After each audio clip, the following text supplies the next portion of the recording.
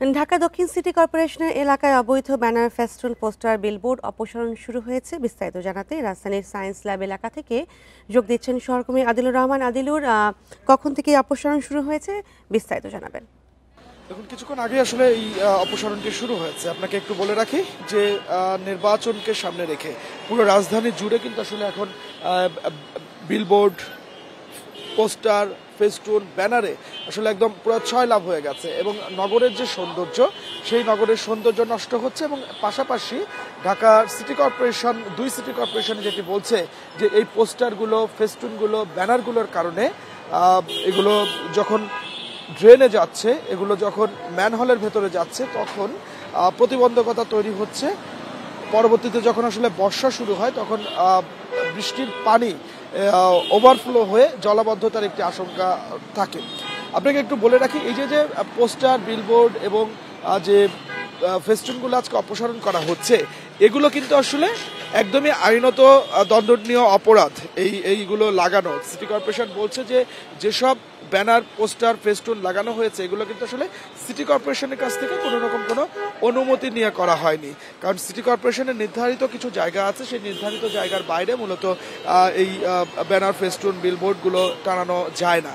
এবং একই সাথে আপনি জানেন যে নভেম্বর মাসে নির্বাচন কমিশন থেকে একটি গেজেট প্রকাশিত হয়েছে এবং সেই গেজেটেও বলা হয়েছে যে নির্বাচনকে কেন্দ্র করে কোনো ধরনের ব্যানার, ফেস্টুন, পোস্টার আসলে এবছর লাগানো যাবে না।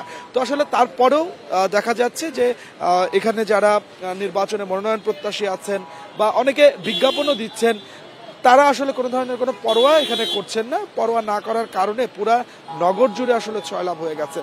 আমরা দেখেছি যে গত কয়েকদিন আগে সিটি কর্পোরেশন, দুই সিটি কর্পোরেশনই গণবিজ্ঞপ্তি দিয়েছে এবং গণবিজ্ঞপ্তির মাধ্যমে তারা জানিয়ে দিয়েছেন যে যারা পোস্টার, ব্যানার, ফেস্টুন এগুলো লাগিয়েছেন, তারা যেন দ্রুত খুলে ফেলেন। যদি খুলে না ফেলেন, সেক্ষেত্রে এগুলো অপসারণ করা হবে। পাশাপাশি জেল জরিমানার যে বিধান রয়েছে, সেই বিধানটি আসলে সেটি আসলে প্রয়োগ করা হবে। তো আমরা আজকে যেটি দেখতে পাচ্ছি যে সিটি কর্পোরেশনের পক্ষ থেকে, বিশেষ করে ঢাকা দক্ষিণ সিটি কর্পোরেশন আজকে মূলত মাঠে নেমেছে এবং তারা সায়েন্স ল্যাবরেটরি থেকে তাদের যে অপসারণ যে কার্যক্রম, সেই অপসারণ কার্যক্রমটি তারা শুরু করেছেন। তারা বলছেন যে তারা গণবিজ্ঞপ্তি দিয়েছেন, গণবিজ্ঞপ্তি দিয়ে তারা 7 দিন সময় দিয়েছেন। এই 7 দিনের মধ্যে যেহেতু আসলে পোস্টার, ব্যানার, ফেস্টুন, বিলবোর্ড এগুলো অপসারণ করা হয়নি, অপসারণ না করার কারণেই কিন্তু মূলত আজকে তারা এখানে মাঠে নেমেছেন এবং শুধুমাত্র সায়েন্স ল্যাবরেটরি। আদিলুর, এখন তো নির্বাচন সামনে, নির্বাচন এরকম ব্যানার, ফেস্টুন তো লাগানোই হবে, সেক্ষেত্রে এই অভিযানটা কতটা কাজে লাগতে পারে আপনি বলে মনে করছেন? দেখুন, আমরা এই বিষয়টা সিটি কর্পোরেশনের কাছে আসলে জানতে চেয়েছিলাম যে এই অভিযানটি আসলে একদিনের অভিযান না এটি চলমান থাকবে। দেখুন, অভিযানটি যদি চলমান থাকে, অর্থাৎ প্রত্যেক দিনই কম বেশি কোথাও না কোথাও এই ধরনের অভিযান হচ্ছে, পুরো নগর জুড়েই অভিযান হচ্ছে, সেক্ষেত্রে আসলে এই অপসারণ যে কার্যক্রম, সেই কার্যক্রমটি কাজে আসবে। কিন্তু যদি এটি থেমে যায়, অর্থাৎ আজকে অভিযান পরিচালনা করা হলো, এরপরে আর অভিযান পরিচালনা করা হচ্ছে না, সেক্ষেত্রে কিন্তু আপনি দেখবেন যে আজকে যে জায়গাটিতে অভিযান পরিচালনা করা হচ্ছে, এই জায়গাটিতে আবার ব্যানার, ফেস্টুন, বিলবোর্ড টানানো হবে। তো সেক্ষেত্রে যদি পুরো চলমান থাকে, এই পুরো আরও সামনের যে দিনগুলো আছে, নির্বাচনের তফসিল ঘোষণা হবে, এরপরে মনোনয়ন জমার পরে প্রার্থীদের প্রচারানো, তো এই পুরো নির্বাচন পর্যন্ত যদি সময়টি যদি অভিযান পরিচালনা করা যায়, তাহলে নগরের সৌন্দর্য এবং নগর ব্যবস্থাপনার যে অসুবিধা তৈরি করে এই ব্যানার, ফেস্টুন, পোস্টার, বিলবোর্ডগুলো, সেগুলো অপসারণের যে কার্যক্রমটি আসলে সিটি কর্পোরেশন হাতে নিয়েছে, সেটি কাজে আসবে, না হলে কোনোভাবেই সেটি কাজে আসবে না। আমরা এই বিষয়টি নিয়ে ঢাকা দক্ষিণ সিটি কর্পোরেশনের সাথে কথা বলেছিলাম কিছুক্ষণ আগে।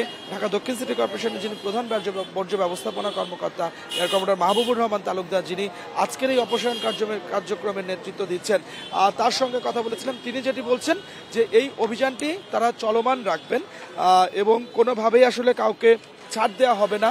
এবং একজন ব্যক্তি যদি যে জায়গাটিতে পোস্টার অপসারণ করে যাওয়া হচ্ছে, ব্যানার, বিলবোর্ডগুলো অপসারণ করে যাওয়া হচ্ছে, সেখানে যদি তিনি আবার সেগুলো লাগান, সেক্ষেত্রে কিন্তু প্রথমে হয়তো বা একবার দুইবার তাকে সতর্ক করা হবে, পরবর্তীতে কিন্তু তাকে জেল জরিমানার যে বিধান রয়েছে সেটি করা হবে। আমরা জানতে চেয়েছিলাম যে শাস্তির বিধানটি কি রয়েছে।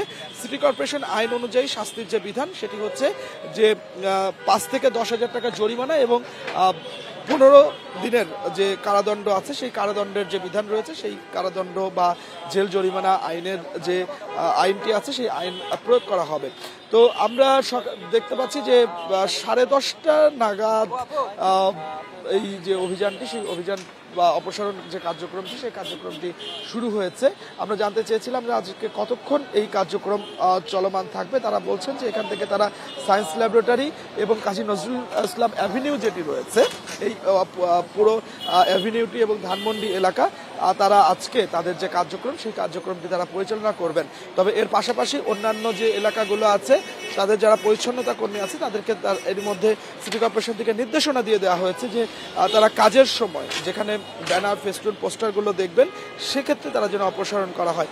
এখানে আরেকটি প্রশ্ন উঠেছিল যে যারা মনোনয়ন প্রত্যাশী তাদের অনেকেই আসলে প্রভাবশালী, তো সেক্ষেত্রে আসলে কোনো ধরনের কোনো বাধা বা কোনো ভয়ভীতি তারা মনে করছেন কিনা। সিটি কর্পোরেশন থেকে জানিয়েছেন যে তারা সেটি কোনো কিছু মনে করছেন না। বিশেষ করে মনোনয়ন প্রত্যাশী যেই হন না কেন নগরের সৌন্দর্য এবং নগর ব্যবস্থাপনায় অসুবিধা তৈরি করলে তার ব্যানার ফেস্টুন সেটি অপসারণ করা হবে। ধন্যবাদ আদিলুর। অপসারণ হচ্ছে অবৈধ ব্যানার ফেস্টুন এবং সেই বিষয়ে বিস্তারিত জানাচ্ছিলেন সহকর্মী আদিলুর রহমান।